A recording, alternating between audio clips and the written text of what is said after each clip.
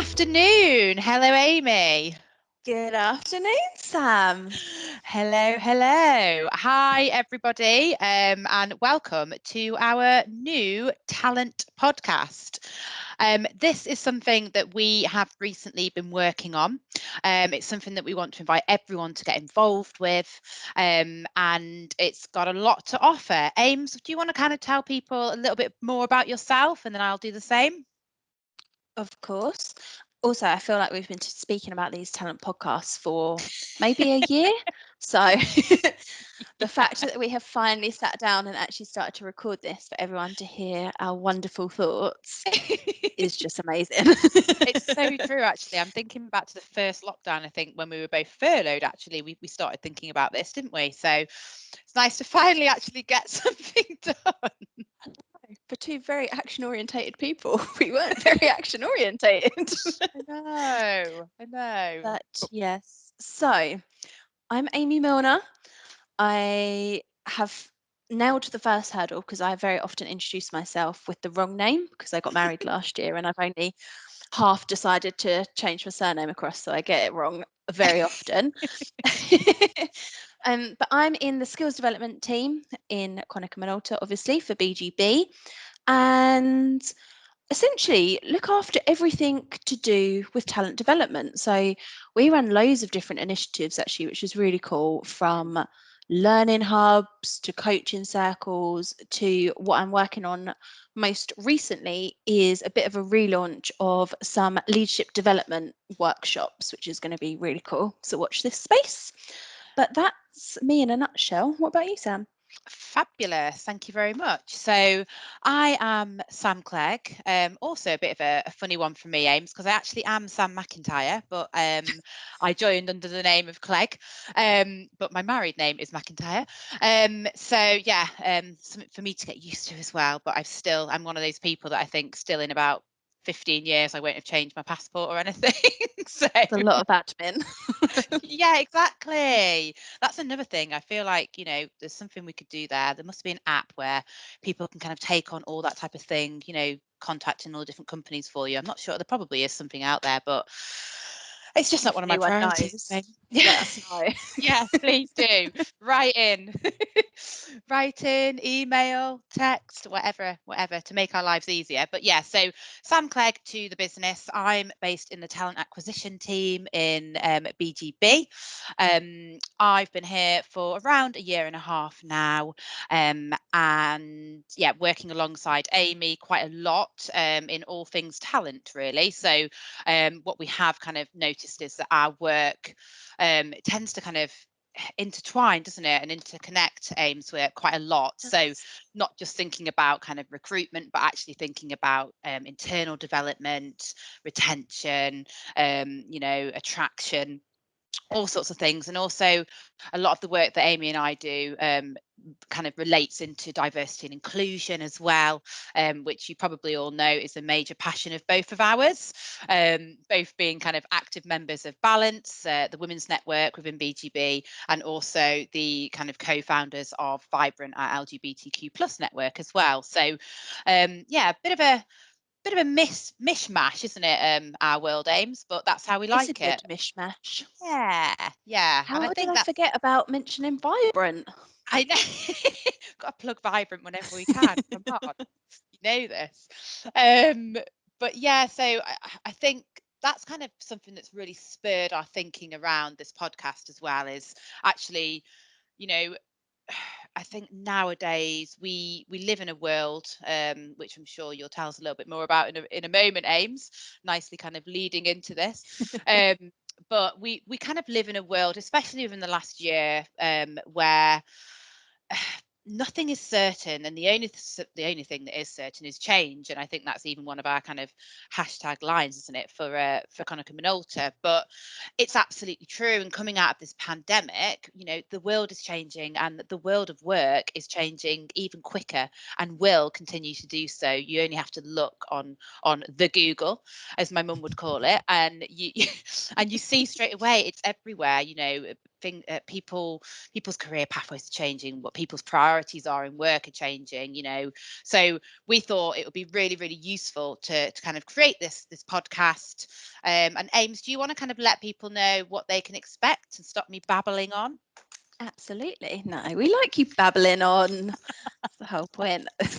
This is probably going to go on for a lot longer than we'd originally planned because we both babble a Yeah. lot. Um, but yeah, I mean, the idea, I guess, behind why we wanted to do it from a podcast form is just people, we're doing a lot of initiatives at the moment to encourage people to get up and away from their desks. So rather than having something that they need to sit at their desk and physically watch, it's another, I guess, mode of learning to hear and listen to something. I think it's going to really link in well to a lot of other things that we're kind of running in the business. We're going to have the opportunity to kind of interview people. It's going to be, a very open and honest conversation style, as you've probably picked up, podcast. It's very informal, and Yeah. the reason behind that is because we want it to be authentic, and neither of us are overly formal. And I think it's more relatable, isn't it? It helps people to open Yeah. up a lot more, and we're going to get some actual, you know, really robust content from that then as well, which I think will be really Yes. great. So lots of Yeah. top tips and hearing from more people around the business and stuff as well. But Absolutely. I guess just because I did jump ahead a little bit, and I guess just thinking about that uncertainty piece that Sam mentioned. Mm. So, for us again, the whole, I know the phrase "the world is changing" is said all the time, and it really is. And the future is now, and it probably has been now Yes. for a while, quite a few years actually. Um, Absolutely.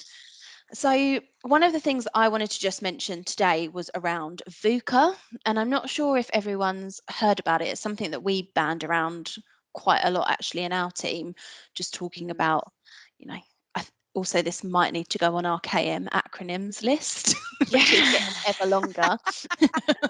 Absolutely. Well, Just yeah, thinking about that. I mean, VUCA, I think I hear it about 15 times a day, maybe Do more. And you? yeah, not just internally either. It's externally. Everyone's banging on about VUCA, but actually, Ames, what even is it? Like, I mean, I get the concept, but I suppose can you kind of let us know a little bit more in details to kind of what it actually means? I can. Here's one I prepared earlier. No, I'm joking. I do actually know about it. We talk about VUCA quite a lot.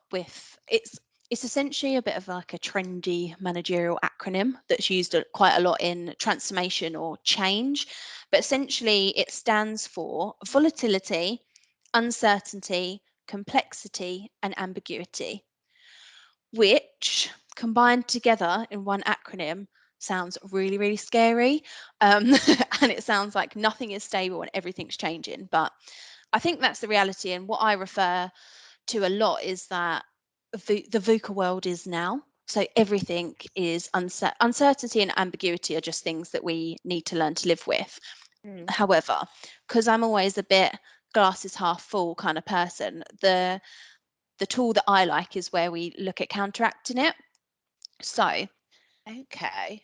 yeah, it's got a nice positive spin on it. Oh yeah, So, we like a bit of positivity, don't we? Let's go. we do indeed. So, to counteract volatility, you use vision. So, you kind of set a vision of where you're trying to aim towards. To counteract uncertainty, you use understanding with people. So, understand what you're trying to do. To counteract complexity, you use clarity.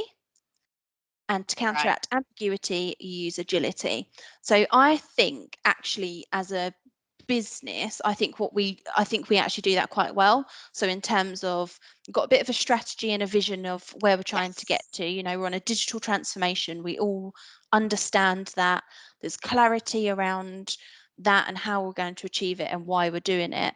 But also we need to be agile. And I think we're actually really good at promoting not just an agile way of working in terms of you can work from home or Mm. wherever you need to, but actually being flexible in your approach. So being agile in a project. So Yes. understanding when you need to change course and you need to change direction. So that agility piece, I think, for me is so important to be able to deal with the changes that are happening in the world, I think. Definitely, and that makes total sense actually, because I'm what you've kind of just said, we are very good at creating a vision. We've got our global vision, we also have our kind of local vision as well, and then we kind of get our kind of business unit visions as well. So we have a lot of vision, a lot of visual kind A of lot of vision. we've got a lot of vision. Yeah, we've got a lot of vision, which I think, yeah, it's absolutely key. But the agility piece, I think, is a topic I think, aims that we can probably expand more on another podcast. It's probably for another time. But what you were just saying then, I think it's absolutely key, because we read about this a lot externally at the moment as well, especially when companies are thinking about the different ways of working and how they're going to be moving forward coming out of the pandemic. But agility absolutely is not just about agility as to kind of where you can physically work. There's so much more to it, and I think this links in quite well with kind of our discussions around career pathways, because we moving forward, and here and right now, we need to make sure that we're equipping our talent, our internal talent, and also ourselves to be agile within our careers. We are moving on from hierarchy. No longer is it going to be kind of the traditional ladder climb, with and everywhere says that. Again, just go on the Google and have a look. It comes up if you look at trends around career pathwaying.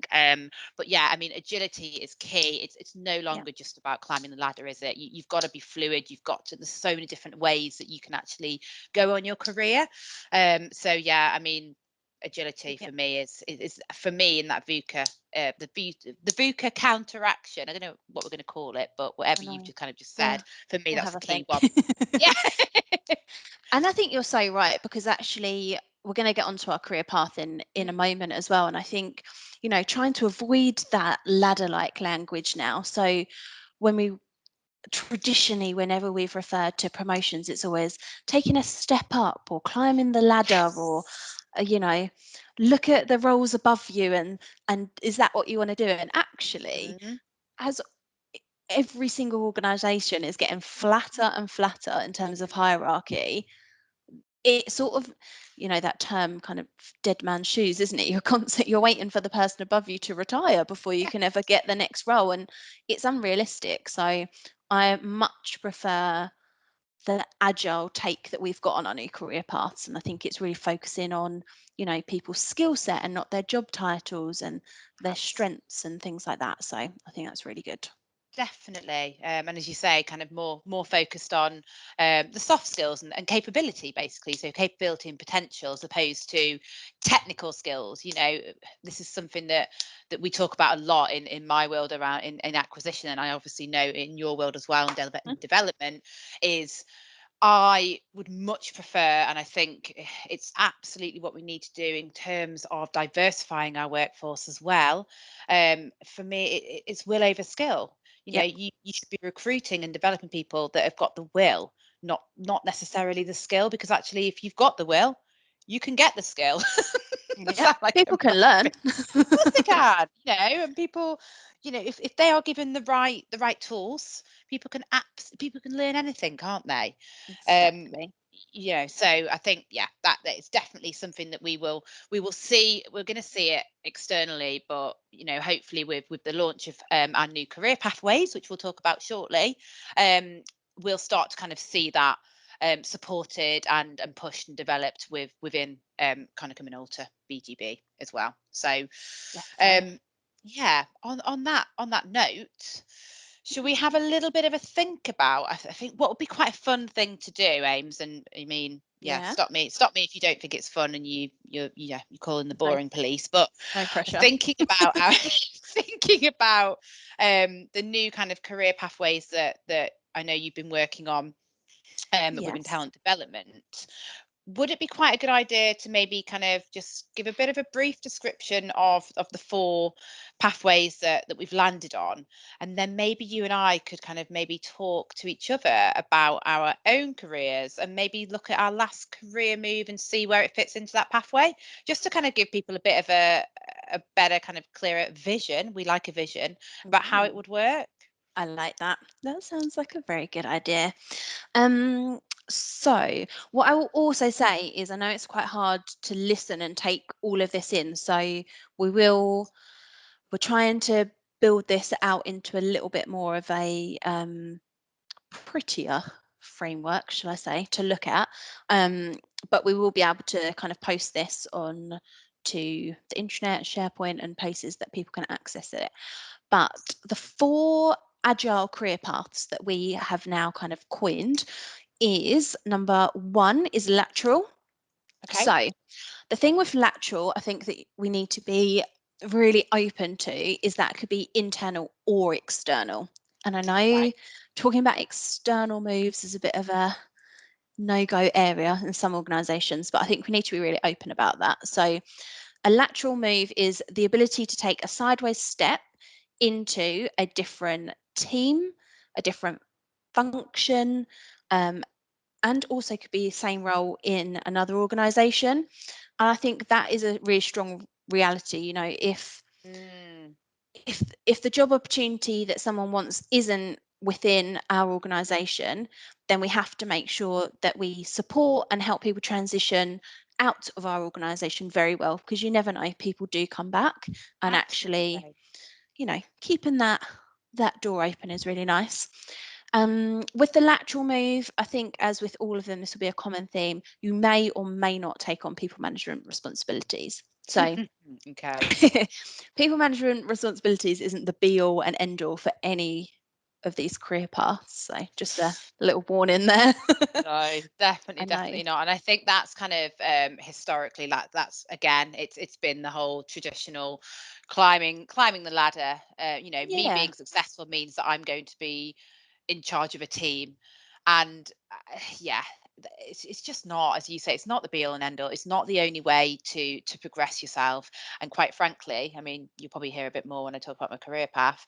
I've been there. I've done people management, and I didn't massively find it that enjoyable, to be quite honest with you. So, but we'll talk about that more afterwards. Going off on a Spoiler. tangent.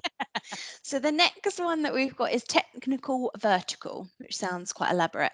Essentially, this is the ability to move up, and I'm doing the inverted commas, even though no one can see me in the air, moving up the career ladder, but predominantly based on technical capability. So again, this doesn't mean that you have to be a people manager as you do this, but actually, this is something you're really technically competent, I guess, in your area, and you might take on more and more responsibility that doesn't always have to be people.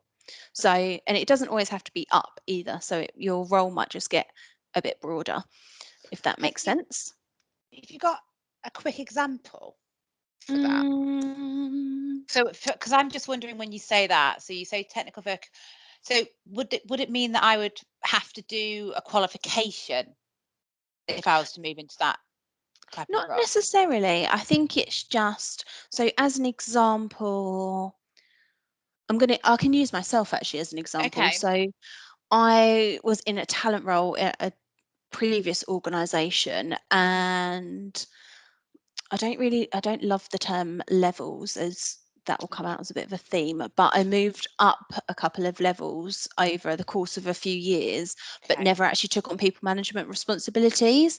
But Okay. what I did take on was more responsibilities in my remit. So as an example, I then started to lead and run kind of like succession planning and management, because I had Ah. the experience of doing that. So before, I'd kind of worked with the head of people and talent to do that, but then actually I took on that responsibility. So it's almost a bit of like a snowball effect. You kind of take Yeah. on more and more things, and then you kind of progress up. So it's kind of building out your skill set, I would say. So you learn something, and then you can take it on as a whole Kind of like a subject responsibility.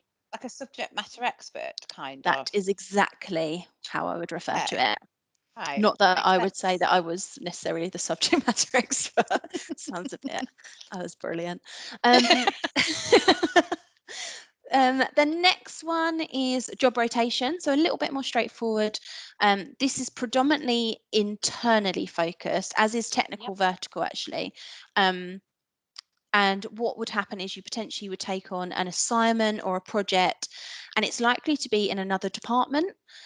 So taking on a job rotation that would be a job enrichment or job enlargement. Again, you might take on people management responsibilities with that if it's leading a project. So it would be non-traditional people management responsibilities. So you would be leading a team and setting objectives and a strategy and aims and all of that, but you might not Excellent. necessarily be sitting down doing performance management or confirming that people can go on holiday, Oh as an wow. So example. actually that you get to do the more fun parts of people management as opposed to Yeah, you get to lead, you get to yeah, inspire and inspire, exactly. motivate and all of that fun Not stuff. reject people's holidays. No, not say that too many people are off on the same week, so you have to stay at work. I think with job rotation, it's a really good example of being able to get more breadth of experience in different areas. So, as an example, potentially I could do a job rotation, Sam, and we could both do one, or we might take each other's roles as an example for 6 months. Ah, You know, okay. Yeah, yeah, yeah. No, that'd that be makes quite total good. sense. That's Obviously, a that's yeah, within really good the plan. same team, sort Mm. of. Um, or I probably won't because I'm not very good with numbers, but I might go into finance as an example. Yeah, but you say that, but growth mindset, you could do it. You could definitely do it. There'd be a way around. I'm not sure they'd have me, but I'll be open to trying. And that's it, isn't it? It's all about trying, expanding our kind of skill set. I think, yeah, with rotations, then, would you say that kind of, I suppose, the more traditional language you would use an example for as a secondment? So Yes, yeah, okay, yeah, that's a really good point. So a there was a secondment is secondment a really good opportunity. example. Yeah, there was a secondment opportunity recently within our PMO area. Oh, And to me, that was an absolutely fantastic, really kind of meaty. I know it's a bit of a strange description, but you know what I mean. Really kind of meaty role to kind of get yourself into. And what I thought about that was actually in terms of kind of if you wanted to increase your commercial and business awareness, yes. actually going into a role within PMO, how fantastic! You get to liaise with all aspects of the business, all areas, lots of different people, so much stakeholder management. You'll learn. You can do a project management qualification. Absolutely fantastic opportunity. But of course, it's a comment, and then what you can do is you would then take that skill set, I bet, that you've developed back into the role that you've been in before, and maybe kind of see what the options are from there. Is that kind of, am i Yeah, am i grasping it right here? you are. It's perfect. Okay. Okay. And I guess it doesn't always mean that you have to go back to the role that you were in. You might then take on a different rotation, as an Okay. example. True. Yeah. So, which is quite good. And you just keep, again, that snowball effect, you keep building on all those different experiences. And it's only going to make you more knowledgeable, more commercially aware. Your skill set's expanding. It's only going to be a good thing, right? Yeah, of course. Brilliant. I like So the sound of rotation. Favorite one so noted. far. And then the last one is flexi. So I think this is going to come up a lot more in the next few years. So it's the ability to adjust your career to your life stages. So to accelerate up or dial down where needed. So as an example, you might want to run a side hustle. We were talking about this earlier. One of my Yeah. bosses that I used to work with, she set up a stationery company on the side. But what she managed to do was work. She actually took a secondment, but then she also worked part time for a little bit while she did it. And then Ah, once she'd kind of set it up, she went back to full time. So, that ability to dial down your career somewhere to do something different externally. A lot of people, okay. traditionally, a lot of it will be around parental leave, Yep. Yep. I um, can see that. and or long-term sick leave and stuff like that. But I think there's going to be, especially with a new generation coming into the workforce, I think Yes, actually, that life balance is really, really absolutely. important. And I think people are going to, you know, want to potentially work part time at one place, part time at another place, and have a day to do Definitely. their own thing or something like that. So, Absolutely. And I think, as you say, priorities are changing, aren't they? And depending on kind of like the generation that you're from, um, as I say, you have different priorities. So for example, again, a lot of research shows that that the people that are early in their careers now, they're not massively driven by financial reward. Actually, for them, it's more about kind of that agility and that flexibility to maybe run something, as you say, on the side. So maybe or volunteer. So maybe they want to go and volunteer one day a exactly. week, so therefore we can offer 4 days a week, and things like that, I think. And also on the flip side of that, people that are later in their careers, I think, all too often people sometimes feel that they must stay in the role for that last few years to get that last bit of money. And actually, it doesn't need to be like that. We can offer support, so people could maybe go and do a couple of days consultancy work as opposed to having to work that 5 day a week, when actually, Yeah, if they are close to retirement, maybe they want to go on holiday a little bit more, but they can't because they feel that they're kind of tied into this Monday to Friday, 9 to 5. Whereas actually, it might be that they only want to work part time. And I think, yeah, flexi again, Ames. I think it's really going to work well if where if and when it's embraced yeah, across the whole of the workforce as well. I Generation, it's know. not going to be generational dependent, which I like. That's the one I think I'm most excited about seeing people Mm, take it up. Just because it'll yeah. be really interesting to see what skills um, people are learning on the side, or the reasoning, I Yes. guess, why. Not that it's important to us as to why people would want to kind of potentially flex down and work less days, but it'll just be interesting to know, Interesting. I guess, what they're doing on the side. Yeah, yeah, absolutely. And I think the thing with technology as well is you can do anything, can't you, nowadays? There's so many Exactly. platforms that people can use, across such a broad range of, as you say, areas and subjects and all that kind of stuff. I think that's definitely going to be the one to watch moving forward. I know. Watch this space. Mm. So, after running through those four, what would you class your last career move as? Which one would that fall into? Okay. I would say so. I've come from agency recruitment. So I worked Hmm. in agency recruitment for a long time, far too long, um, in London. And don't get me wrong, it was fantastic. I learned so much about myself, about business, about kind of different skill sets, and about different people.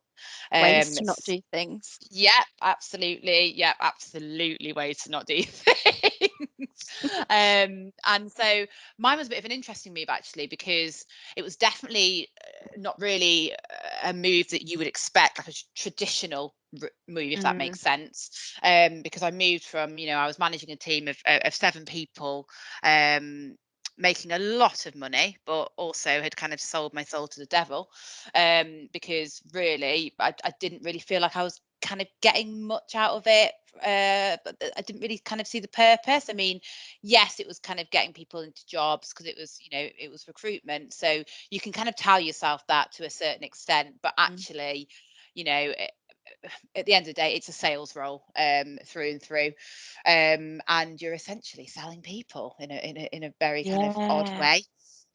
So for me, yeah, it didn't sit well with me for the last couple of years that I was there, but it funded a wedding, it funded lots of holidays, so I can't complain too much. And actually, I always told myself when I was in that position, that my wife, my partner, is a social worker. So, I think it kind of balances out.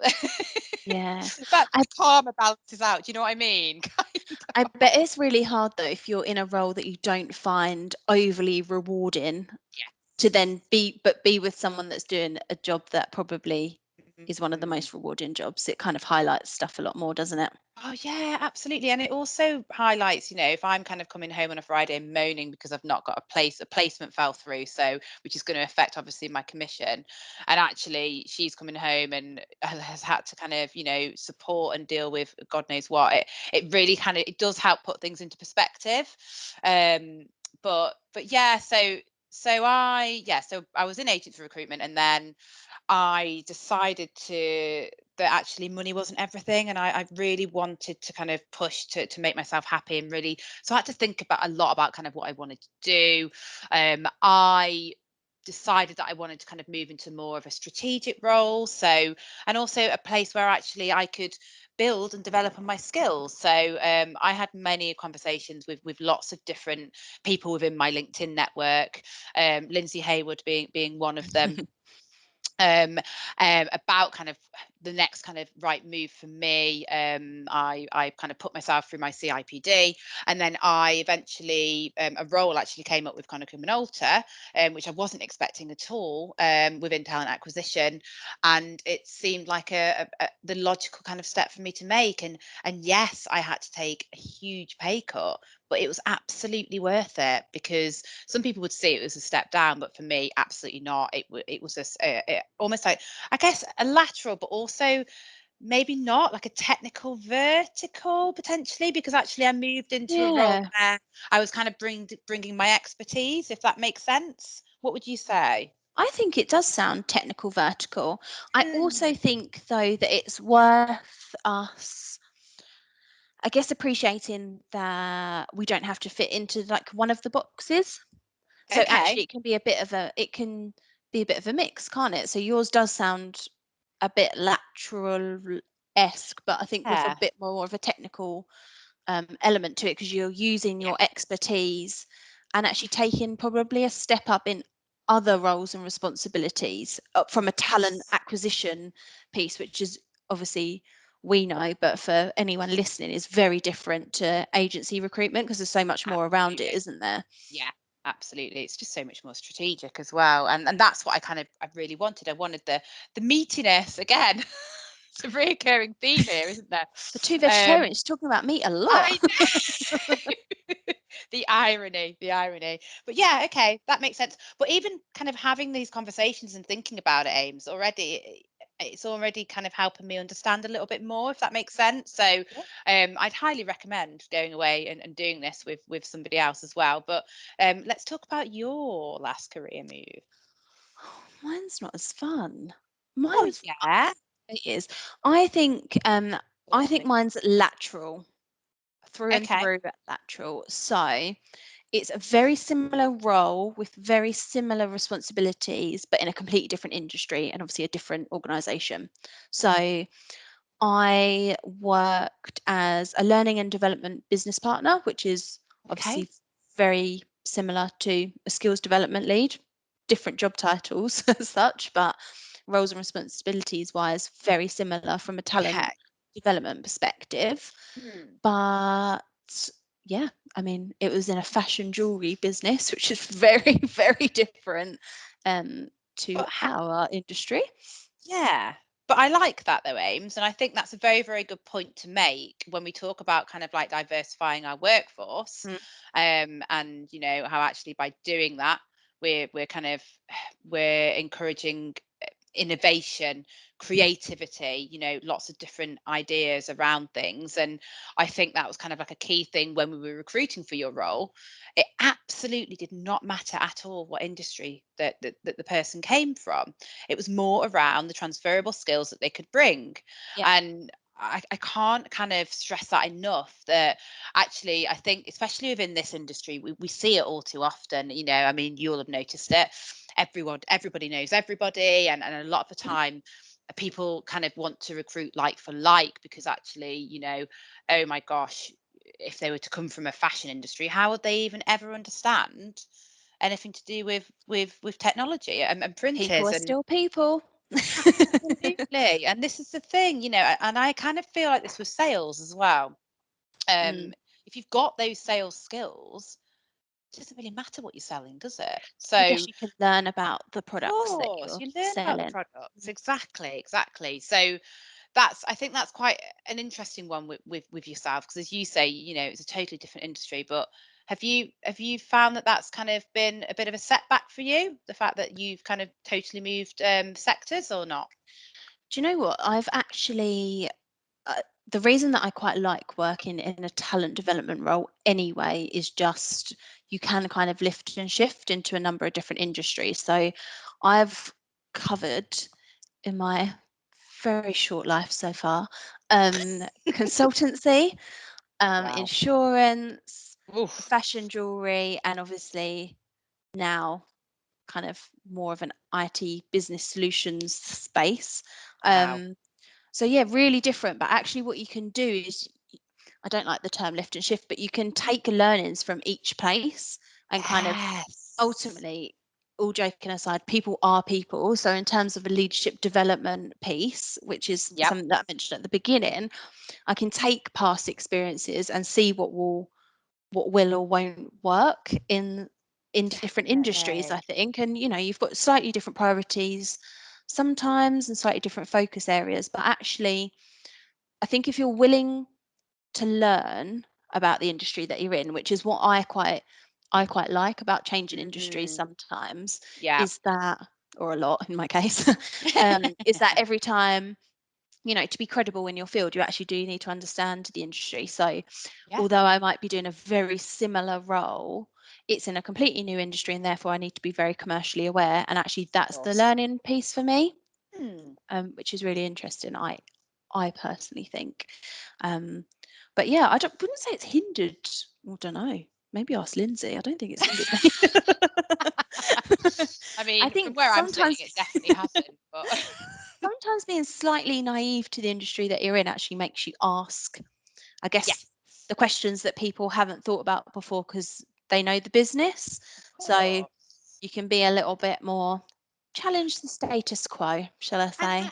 absolutely. And also thinking about kind of our rethink mindset, Hmm. because thinking about customer centricity, it's good that we're bringing in, somebody like you is going to ask the questions, aren't they? And actually, it might help out, say, for example, somebody who's working in an extremely technical role. It might actually help them be able to explain something in a way that actually maybe somebody that is not from the industry to understand, which again ties in Hmm. with being kind of better partners for our customers, doesn't it? So I think So and, true. and it's that whole kind of added value through difference, isn't it? And I think that's kind of something that people will see will kind of shine through a lot of the work that we're doing at the moment. So, and again, Amy, for you, it's that versatility, that adaptability, the passion for difference as well, and the fact that you're action orientated. You don't just sit around waiting for the information to come to you.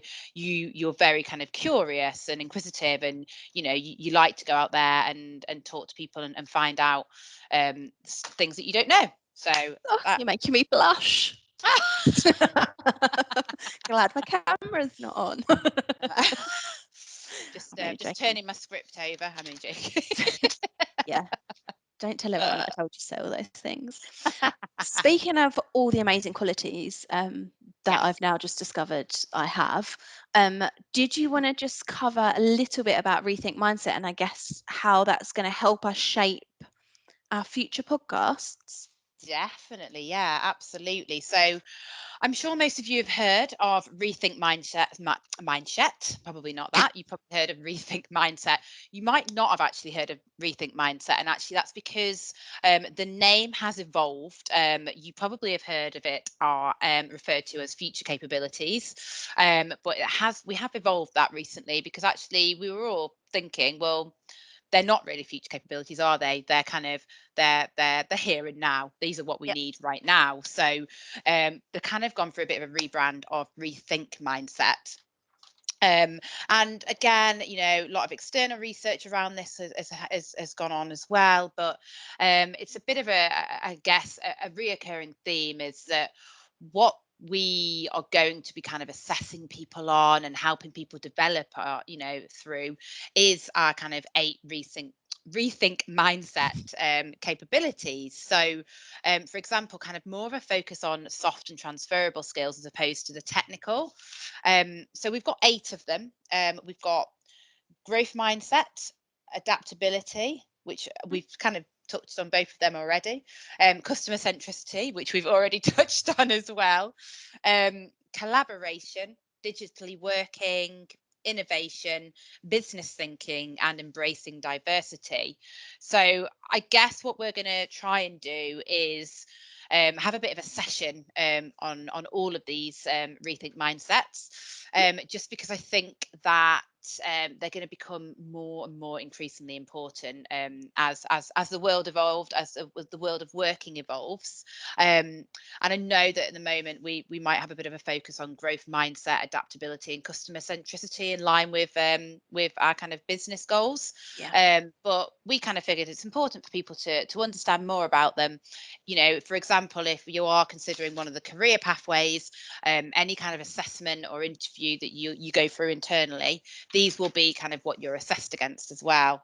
So it's kind of key that people kind of can start to really understand them, and understand kind of how they can impact our own personal development as well, but also the business productivity. So yeah, I think that's Definitely. kind of covered it off. Do you think, Ames? Have I Yeah. missed anything off? No, you did it all. And I think as well, just because I like talking, I think with the rethink mindset, the reason why we're going to sort of take each one separately and potentially interview different people and Mm, ask about, their opinions on it and how it's helped to shape their career also, is because it just gives us that really practical element of absolutely. seeing it in real life. So similar to what we've done with the career pathways today, when I'm going through them and Sam's asking questions around, is this right in terms of my thinking of how it would apply? Hmm. That's just going to help everyone that's listening as well, if we kind of Of get some different course. ideas. Hmm. So are we allowed to Definitely. disclose who our next podcast? A mystery guest. Yeah, absolutely. Why not? A I mean, mystery I think he guest. knows. I think. I've got an email where he did confirm that he would Right. be part of it. That's We good might need then. to remind him though, and we haven't told him about any of the questions that we're going to ask him yet. So we'll get a bit more prepared. Excellent. But our next podcast is going to focus on growth mindset, Yep. just because we think, being open to new ways of learning and doing things is the perfect way to kick off our first kind of series in our podcast. And we're going to interview our very own, drum roll please, Rob Ferris. Yay! Rob, if you're listening to this, we will get organised, I promise. We will be in touch, and it won't be within the next. Well, it won't be in a year's time. Well, it might be, to be fair, but we'll No. try and be quicker than that. But yeah, I think it's really exciting to get to speak to Rob. It will be focusing around growth mindset, and anyone that kind of that follows Rob on social media, like LinkedIn, you can kind of see that he is quite the advocate for that. Mhm. So it's a really good place to start, and also again thinking about the kind of non-traditional career pathwaying as well. I think it's a great kind of a great way of us all kind of learning about our CEO and how he's got to where he is, and I'm pretty sure it's probably not in the most traditional format. So I guess we'll find out a little bit more next time. Woohoo. Very excited. Fabulous, excellent. Um, Amazing. Sorry if anyone heard my now quite famous dog who barks on all my calls. He had to get in on the first podcast, so I know we're gonna have growling to in the put background. payroll. Well, I guess Get that thank dog to you outside. to all the people that have been Yes. listening. I hope it's been Yeah. helpful.